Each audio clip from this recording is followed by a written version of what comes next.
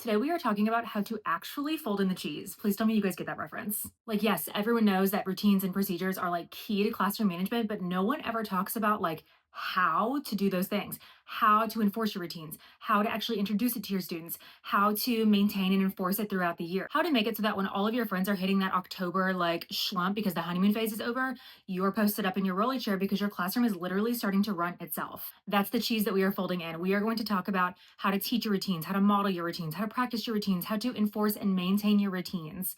Let's go. Okay, first up, you guys are going to need a checklist like this one. I will drop mine for free in the description for you guys. If you have my Google Drive, it's already in there. Next, you need to prioritize like which ones are going to be like your big ticket items that you're going to teach on like day one, day two of the first days of school. Mine are always morning meeting, hallway, morning arrival, pack up and dismissal, cafeteria, and then the one that literally everyone sleeps on. Like if I had to pick one routine to teach on the first day of school, it's this one. And it's the one that we're not doing. It's your attention getter. Like you can do anything if you have a good attention getter. Hit that one on the first day of school, please, and thank me later. These are the ones that you're going to want to spend like a lot of time and energy there, that you're going to want to hit super hard and make sure that you nail it really, really good. So those big ones you're going to want to like highlight on your checklist, put a star next to them, block them in like your first days of school plan, something. And then in the following days, the other big ticket items are like bathroom breaks, recess, things within your classroom, like transitions, maintaining supplies, brain breaks, pencils, things like that. Obviously, with a long checklist like this, you're not going to nail all of these routines on like the first few days of school, but like as the weeks go on, you'll like gradually get through your entire checklist. Okay, next with these big routines, you're going to want to make sure that in your like first few days of school lesson plans or like your, agenda, your planner, whatever you use to like pace out your day, you have blocked time in your day to teach these routines. Like it is like your lesson plans basically on the first like day or two of school. And if your admin's not okay with that, give me their email and I'll berate them for you. And then when you're teaching it to your students, like introduce it like it is like a learning target or a learning objective. Like it is their goal for your little like lesson that you're teaching them today. You can even write it on the board, something like, I can complete my pack up routine. I can memorize and follow the steps of our pack up routine, something like that. And then if you've been with me for a long time, you're drinking the Kool-Aid, you are like an overachiever and you know about success criteria. I love adding success criteria to these like big routines. My pack up, my attention getter, my morning arrival, things like that. It's like a list of like describers that tell if the students have like mastered that learning target or not. So it could be something like, I'll know that I have successfully achieved my pack up routine whenever I am packed up on time. All of my materials are tidy. I was calm, I was quick, I was quiet, and I did it without reminders. Like that would be our success criteria for a great pack up routine. Again, that's bonus. Only do that if you're like up for it. And then I love the trend that I'm seeing lately on social media of teachers having like a whole deck of slides that teach the routines and procedures. And they're always worded so well, like super concisely, bulleted, really nice and easy on students' eyes to read, like very digestible. They have visuals, very clean. Like, I'm so glad that this is like a good behavior management trend finally going around on social media. I personally always used anchor charts to anchor my steps for these like major routines. I think it doesn't matter. You can either use charts or you can use slides, but the whole point of having like an anchor is so that students have something to refer to when they're doing this routine. So if you are using slides, like you'll need to have that slide up. Like if they're practicing their transition to recess, you'll like want to have that slide up while they're doing it. That's why I always use charts, because like I could just have them all up around my room like at all times. I didn't have to like use my projector just for that, if that makes sense. But just make sure that like as you're teaching it, if you do have slides, I personally recommend like typing the steps as you're describing it, as you're teaching each step. So like you start with like a blank slide and like type in each step as you're teaching it to your students. And then if you have multiple classes and you want to do an anchor chart, like that's fine. I had 3 classes and I would do 3 different anchor charts and they would all be almost exactly the same. And then I would just pick whichever one is best. And that's the one that I would hang up in my classroom. So I'm going to use like my pack up routine as my example. As you're going through these steps and you're explaining each step to your students, you're going to want to be like super explicit, but not like overly wordy, if that makes sense. So it does take like a little bit of like brain power and like pre-planning on this part. You need to like get in the mindset of like an incompetent child, for lack of better words. Like they don't know what they don't know. They don't know how to do it. So that's what I mean by incompetence. I don't mean like incapable. I mean, they just don't know. What helps me to get in that mindset of like, okay, what are some of the things that like they don't understand to do that I just like assume they do? Sometimes I think about like, what are some of the common problems that I run into that I don't want to happen? So like, for example, I don't like messy backpacks and messy hooks and backpacks hanging open. I don't like chairs that are not pushed in. Like I like a nice tidy space. So whenever I'm teaching my pack up routine, I'm going to say something like, when your table is called, you're going to calmly stand up, push in your chair, and walk to your backpack. That's gonna tell the students that running is not acceptable. That's gonna tell students that chairs out in aisles is not acceptable. That's telling my students that chaos in general is not acceptable. But I'm not gonna write that because that's just gonna be like too much. And like I said, we want to keep it like super concise. Or if I'm teaching like my morning routine, I don't like when like I said, I don't like when backpacks are like all over the floor in a mess. Like that's just gonna like create problems later. That's where things get stolen. That's where backpacks get swapped. That's where things go missing. Like I don't want that. So I'm being like proactive by telling them, okay, when you hang your backpack on your hook, you're gonna make sure that everything is zipped up. Your backpack is completely zipped. You hang it on your backpack hook and it's tucked in. It's not all hanging out like, loose. You hang the little hook, the little loop on the top of your backpack on the hook, tuck it into the other backpacks. No one's stuff is hanging out. And like the only reason that I was able to come up with those things is because I was thinking about the kids who hang their backpacks, by like the backpack strap or have their stuff all flopped open or like have their backpack like sticking out. So I had to like think about the common mistakes that I don't want to tell them what I do want. And so with that, you also probably want to like model examples and non-examples. You don't want to keep this like super long and like word salady. You want to keep it, like I said, pretty concise. The words that we're looking for is like precision and engaging because we don't want to be like boring them to tears with all of this. So like we got to keep it like moving along and dynamic. We'll talk about like instructional practices because that's just like a great instructional practice to have in general, like being like dynamic and engaging. We'll talk about that later in the series later this summer. I've talked about this strategy in other videos. It's called threshold, where you're just like basically greeting your students at the door and like setting the tone for your classroom. You can do this with kindergartners all the way up to high schoolers. You stand in like the entryway of your door. That way you can see inside of your classroom and you can also see like your line of students or the students that are coming into you, and you give them like one-on-one attention. We always talk about how we face our bodies to each other. You make eye contact, you exchange like pleasant words, you check your tone. We talk about like what different tones of voice sound like. And that's like our time to check in with one another and like set the tone for the classroom. So we're really intentional about talking about greetings. And so to get students there, I'll talk about like what I don't want. So I'll even pull up another student and I'll have them be the teacher and I'll model what I see sometimes fifth graders do that I don't want. So like I'll be like slumped over, not making eye contact, good morning, mumbling. And we talk about like the things the kids notice. It doesn't seem like they're happy to see you. Right. It seems like they're tired and they don't want to be there. Right. And so that helps us kind of think about like what we should look like. Yeah, we stand up tall. Yeah, our shoulders face each other. Yeah, we make eye contact. I know it's uncomfortable for some of us, but we'll get better. Sometimes kids don't make eye contact until like May, and that's okay. It's as long as they like know that that's the goal and they're moving towards it, like that's fine. We talk about tone of voice and how sometimes it can sound like this, morning, versus good morning. I'm not mad at you, but it sounds like I am whenever I use a grumpy tone of voice. So we say neutral or positive tone of voice. So again, that's not something that I want to like write on my slides or on my charts. It's just something that we're like discussing. We want to keep our anchors concise, right? And then also we want to keep our pacing like moving along. That's like a Goldilocks zone, just like with like instruction, which again, we can talk about later in the series. You want to keep your finger on the pulse of like, how are your students as far as like being with you while you're teaching this? If you're starting to lose them, you got to pick up the pace or get the students up or do something. We don't want to like drag it out. Okay, so I went through all of my steps, teaching my students all of my steps. I modeled it. I showed them what I do want, what I don't want. I wrote it out for them. Now we're going to get up and practice. Yep, we're getting up. Get your stuff. Red table, get your stuff. Go line up at the door. Great. Blue table, get your stuff. Go line up at the door. Blue table, go sit back down. Yellow table, thank you for waiting silently. Go line up at the door. We're going to get up and we're going to practice our pack up routine. You guys are coming in from your last class. We have 5 minutes to get adjusted from our last class, put our stuff up, get our communication calendars signed, get packed up, and get out the door. So yes, we're going to practice. And you know what? If we get it 100%, we'll do a 5-minute brain break, okay? Okay, so after I have taught my routine to my students, I told them what all the steps are and I anchored it. I'm going to have them get up and practice whatever it was, whether it's hallway, whether it's cafeteria, whether it's sharpening pencils, we're going to practice it. So I'm going to keep my anchor up, whether it's my slide or my chart. I'm going to teach my students how to use the chart because it's not enough just to have it posted. Like, again, that's like another instructional practice. You don't want to just like have a cute poster up and say like, oh, I had my anchor. Like the students need to know how to use it.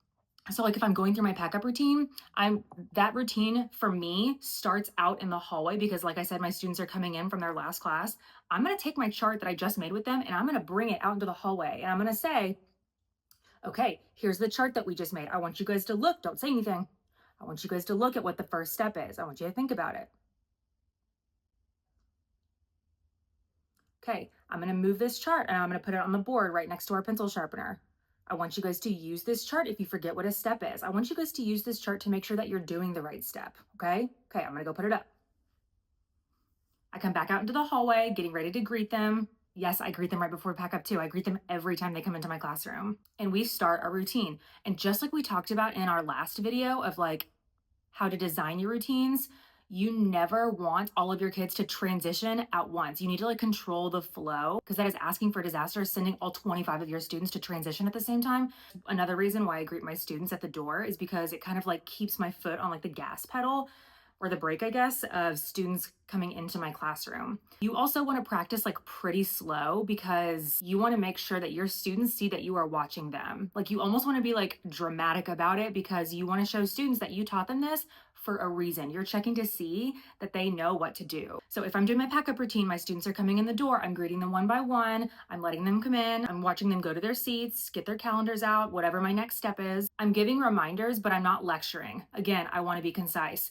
Great, so-and-so, thank you for coming in so silently. Lovely, I see that everyone at the green table already has their calendars out. Great, thank you for pushing in your chairs. So again, I'm not like lecturing and like just talking over them. I'm still keeping like that calm environment and reinforcing what I want to see. And then once you guys have completed your practice, your first round of practice, give them some feedback. Or if your kids can handle it, they can give you feedback. You can look at the chart and say, okay, we finished 100%. We're all packed up. We're about to go out the door. I want you guys to think for a second and raise your hand when you have an idea. I want you guys to think, what's something that you noticed that we did really, really well? Let the kids think. Look at the chart. Wait on those hands. Yes, so-and-so. We did a great job at being silent. I noticed that you guys did do a good job being silent. Thank you for that. That kind of creates like that calm environment. Wasn't that like a great calm routine? Yeah, you guys did a great job. What else did you guys notice we did really well? And kind of like solicit feedback from them. It's very unlikely that they nailed it 100% everything on the first try, but if they did, great. Like praise them for that, celebrate it, reinforce it. But normally you're gonna have to practice at least one more time. Okay, I did notice, if the students don't say it, or you can say it yourself, I did notice that some people left their orange folders in their book boxes.